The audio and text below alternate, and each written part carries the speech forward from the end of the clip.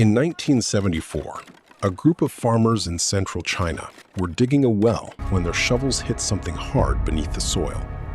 It wasn't rock. It was a face.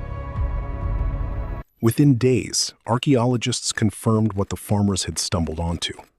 Not a single object, but an entire army, buried in the earth for over 2,000 years.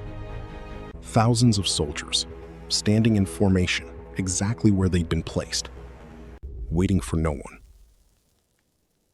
This was the tomb complex of Qin Shi Huang, the first emperor to unify China, around 221 BC.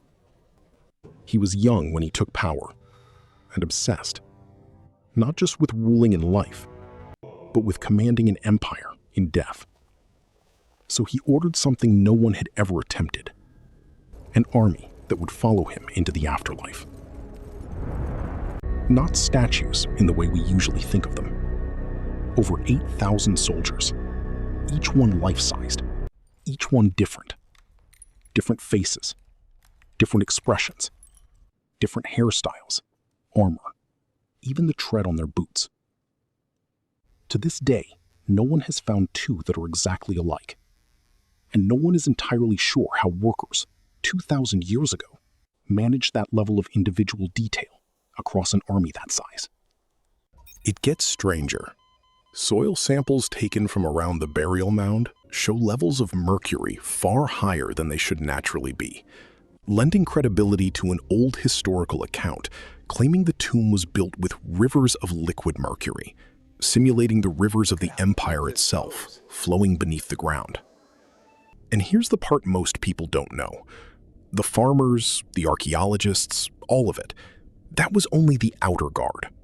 The soldiers were built to protect something else. Qin Shi Huang's actual burial chamber, the center of the entire complex, has never been opened. Not because no one's tried to find it. They know almost exactly where it is. But ancient records also describe the chamber as rigged with crossbow traps, designed to fire automatically at anyone who entered. And modern archaeologists have chosen deliberately not to go in. Partly out of respect, partly because current preservation technology might destroy whatever's inside the moment it's exposed to air. So the emperor got exactly what he wanted: an army standing guard, in silence, for over 2,000 years.